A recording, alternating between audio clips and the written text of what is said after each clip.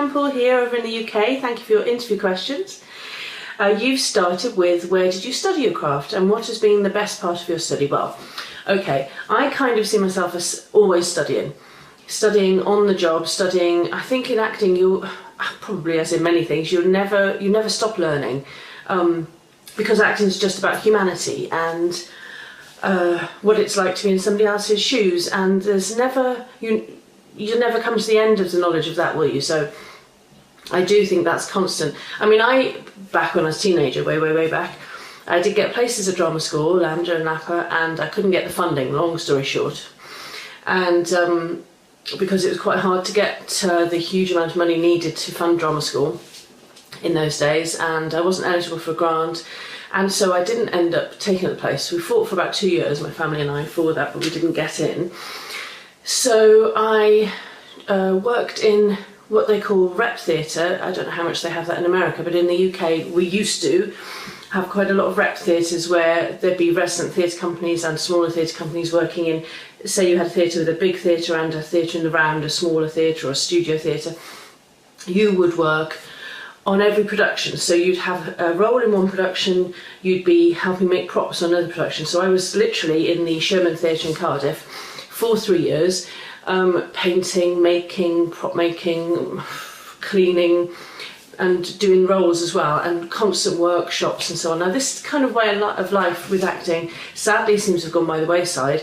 I think sort of what's replaced it now is fringe theatre, and which I did a lot of as well. After that, when I moved from Wales to London, I did a lot of fringe theatre, and I think you kind of learn the craft that way as well. That and kind of getting yourself into acting classes. I did improvisation classes in London for a couple of years with a lot of people that went on to do lots of big things, and lots of huge films and soaps and things. Not myself, unfortunately, at that time, but I learned a lot. Impro, workshopping. You know, you've just got to keep going. You've just got to work at it and at it and at it. If it's your passion, it's your passion, and that's that. I then asked. You took a break from acting. Could you share why and what projects you were working on? Well, okay, again, a long story. I'm so sorry. I could talk for England or for Britain, and often do. I took a break from acting because I was poorly. 1 year, I gained a lot of weight out of the blue, and it was a year because I was a trained dancer as well. I was on stage at the Hackney Empire when I was 18 doing a hip hop show and stuff like that, believe it or not. Couldn't do it now. But anyway, I was fit and active, put it that way. And I used to do ballet classes at 7 AM before auditions and all that kind of, you know, the young actor, enthusiastic, kind of very fit kind of stuff. 1 year I gained 5 stone in a year. Now they thought I had a brain tumour, pituitary gland, one of those tumours that makes everything grow.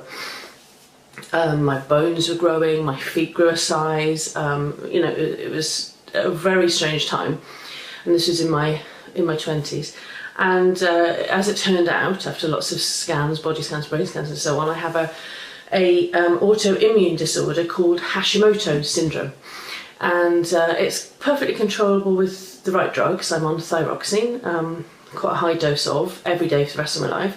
But you take it, and it took the endocrinologist about 2 years to actually get the right dose, and then you're well again, but you've got all this weight on you. And it's not like a magic pill. It doesn't kind of knock the weight off you. It just gives your body the sudden ability, again, like a normal person has, to lose weight. So then, that was a process, you can imagine. So I've lost 6 stone over the last, well, I say over the last few years, but it took a couple of years, obviously, to do that, because when you have a sudden weight gain like that as well, you're exhausted, and the actual illness itself is exhausted. So I got well, then I lost weight, then I got pregnant with my beautiful, now 7-year-old Evan, and I got married first, then I got pregnant, and so the time off just expanded into sort of an 8 to 10 year gap in my career, which I never thought would happen to me, because I'm absolutely so passionate about acting. It really is my dream, my drive, it is what I am. But it's funny, apart from the illness, which is now completely under control and I'm very well, I don't mind the gap at all, because if I hadn't had that gap, what's that saying?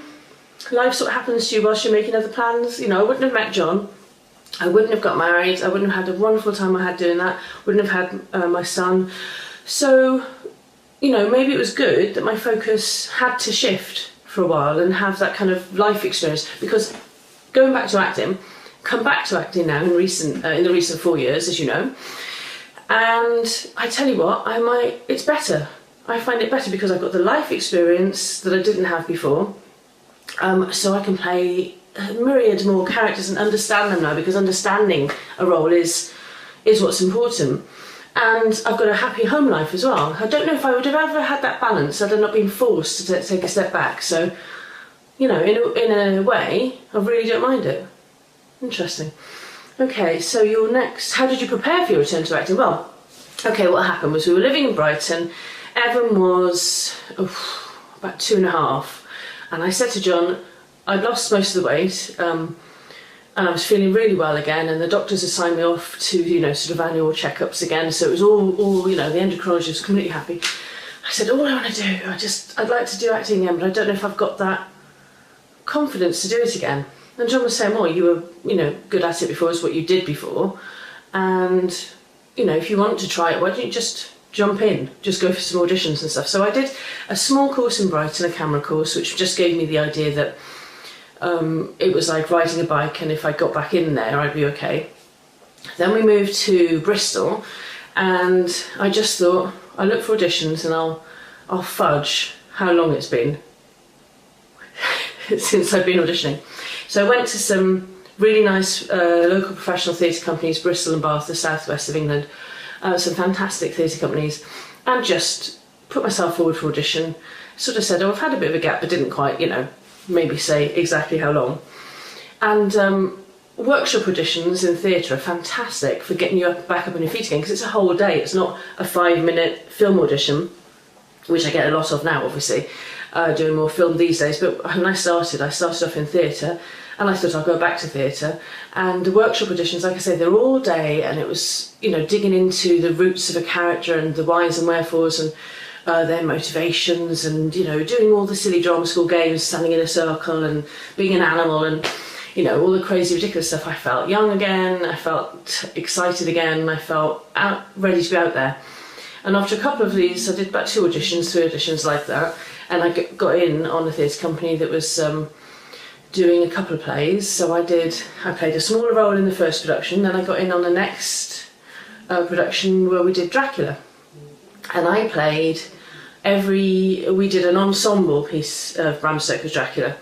So I played every sort of incidental character that there is, from German nun to Dracula, the Bride of Dracula, being thrown across the stage by Dracula. We had fight training, we had choreography to learn, I had about 25 costume changes. It was exhausting, it was brilliant, and I was hooked again. That was it. 3 months of non-stop 9 to 5 theatre every day, and then performing every night for a few months. I was absolutely agog, hooked. And I do find now I get more work than I did then. I mean, first of all, when you're a little bit older, you're kind of unique. I hate to say this, I don't mean it to be mean to any 21-year-olds. They've got plenty of advantage, so don't worry. 21, there's a room of you. Yes, Evan, that's very good. I'll be back in a minute. My little one.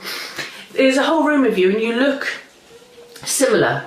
And you might not have the full, some 21-year-olds might, but you might not have the full life experience to bring as much as you could. This is just my perspective. I'm certainly not doing anyone down who's young. I think that I personally, I walk into an audition room now and I'm confident, but not cocky, because I'm still nervous. I'm always nervous.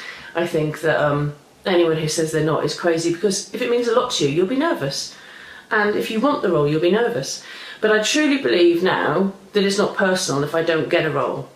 I'm okay with that. I think somebody else walked in who was so perfect for that role, and that's their time, that's fine. So I will audition for a lot of stuff, and I work really hard at each audition being a chance to perform, chance to shine. And I think if you can toss aside that character when you come out and not dwell on why didn't I get it or will I get it and just sit by the phone, then you'll be a lot happier and you'll get to do an awful lot more. Well, I certainly am anyway, working all the time. Oh, you said you're back with, oh, thank you, several awesome roles to add to your credits. Can you share information on your latest role in the production Ménage de Trois? Well, I certainly can. It's just been entered for Cannes Film Festival, so fingers crossed. It's a short film as a sort of ticket to to showing what that production company can do, from the Third Story Productions with Saran Ben Susan directing. She's a fantastic female director. There should be more women directing. And it's a comic horror where I am a Welsh serial killer, essentially. And I can't tell you too much more than that, but I'm not as nice as I might seem. Put it that way. So fingers crossed that there'll be big things for that, and I will give you a still of that so you can see. One with an evil smile. Are there any roles you'd love to play in my? Well, I don't know. I'm looking for my break now. I think is going to be somebody writing something unique for me, and then that's the push. That's the big push, and then something amazing will come from that. You see that in roles for women all the time, don't you? In The Walking Dead or in what did I see recently? The sci-fi series set in a imaginary park, and they're all automatons. I can't think what that's called, but that was wonderful. Oh, Westworld, sorry, of course. And roles like that, those strong female, unusual, interesting roles. I'd like something like that. I mean, if you go back in time, would I have killed to play Ripley in Alien? Pretty much. But I want something unique to me. I mean, I play quite strong characters. I play ordinary women as well, of course, but I do play a lot of big full-on characters, whether they're good or whether they're bad. And I just auditioned for and I can't tell you anything about it, but an American series that's about to be made, so I would be travelling to do that. They want a British woman to play a baddie, and I just recorded a couple of auditions for them through my agent, Lucy Eden. I just recorded a couple of scenes for them where I had to be horrific and kill somebody on screen whilst still smiling. That would be quite fun. Some roles can be emotionally demanding. What can you do to unwind after a role? Some roles are emotionally demanding. Well, okay, let me tell you about one, because you also asked about something that you've been proud of. I did a film called, it was a docudrama, it's a documentary drama called The Cunning Folk, that was about the Pendle witch trials in the 16th century in England, where it led to the Salem witch trials in America, and people were hung, weren't they, all around the world for being witches, when of course they weren't. They were likely to be medicine women or midwives. But the hysteria around witches at that time was horrific, and the true story of the lady I played, Alice Nutter, there's a statue to her in her hometown in England, was she was a well-to-do woman who she was caught up in. It's the very first example in British courts of a identity lineup, an ID lineup, and all the women were ID'd by a 9-year-old girl, and this 9-year-old girl told the court she saw them dancing in the fields, doing spells and witchcraft, and it was patently untrue, completely untrue. But what happened was they were all hung on the on the word of a 9-year-old child. Absolutely horrific. And even the girl's mother was one of the people hung. And that was, what was the question? Emotionally demanding. Well, I tell you, that put me through the ringer. That did. I'm still very proud of it. It was shown on Sky TV last year, and I still hope it might get seen to an even bigger audience. The Cunning Folk. My character was hung. I found her very inspirational because she's a true life woman, and we tried to do as much research on her as we could, and she tried to keep her dignity even though she was marched into jail on this weird, imaginary word of a child. Then she was thrown into the deepest, darkest dungeon for 6 months, and one of the women died, and it was such horrible conditions, and then they were put into court, and the court just simply didn't believe her. And so when I was trying to do her scene, when I was doing her scenes, you know, obviously there was quite a lot of crying involved, especially when she's actually being hung, but she actually kept her dignity. So the cross between being, I mean, told you're being put to death, the emotion of that, the crying of that, but also still trying to hold her. She had quite high status in the village, and she didn't want to, she couldn't believe, I don't think, that it was going to happen to her. And so I found her amazing to play, and it was a real emotional ringer. And what I used to do from that was just come home and, I don't know, unwind like anyone does, have a pizza, play with your child, you know, talk about other things, talk to other people about their day. I get very emotionally connected to a role, but I try not to then bring it home and live it. I try to remember that I have a, you know, a happy, stable home life, and not to live it at home. I think that would be quite dangerous, and I don't think that's a safe thing to do. Yeah, I haven't thought about that for a while. Alice Nutter, bless her. New acting projects I'm working on. Well, I've got 3 films coming up this month. 3 short films. I play a rather stern boss lady who's not very impressed at a job interview. It's a comedy. Again, I can't say too much about that, but that's going to be quite funny. I'm playing another witch, and I haven't had the script for that yet, but I've been cast. Another witch on trial for her life in another set of circumstances, maybe not too dislike Alice Nutter. And what else have I got? So I've got a very upset neighbour in a TV drama where she's found her neighbour's child dead, I think. So that's going to be quite a ringer as well. Oh. And I've got a couple of feature films coming out this year as well. I'm hoping for bigger and better things all the time, and I want to work all the time. And you know, I audition literally. I seem to get about 5 auditions a week at least, so I'm busy and really hoping for more. I've got a couple of feature films this year where I've got small and big roles in. One is called Porcelain Presence. That's about set in England, a family behind closed doors and abuse and so on, and I have a role in that that's quite a nice little role. I have a very small role in Knights of the Damned, big fantasy feature film with mermaids and dragons and fighting warriors and so on. I'm only a teeny role in that, but you know, that's good to meet the team on that, and that was quite fun. I play a little wenchy kind of role in that one. Let me see, what advice would you give aspiring actors and creating showreel? Well, okay, if you're starting out, you need as much footage as you can get, so I wouldn't necessarily create scenes from scratch, although if somebody you know's got good equipment and you can get a few other actors in, there's no harm in that.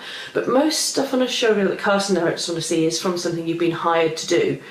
So you need to get hired as much as possible when you're starting out. I mean, just you look at the low budget films, I mean, don't work for nothing, but low budget films can pay very little but give you some great footage, and that can really help you, because the showreel is ultra important. Even if you're doing theatre as well as film, or more theatre than film, people still need to be able to see you. And if you're doing film, when you're applying to a role, I really don't think the directors are particularly interested if you haven't got a showreel. I think they need to see that you're being hired, they need to see how you look on film, which is somewhat different to real life often.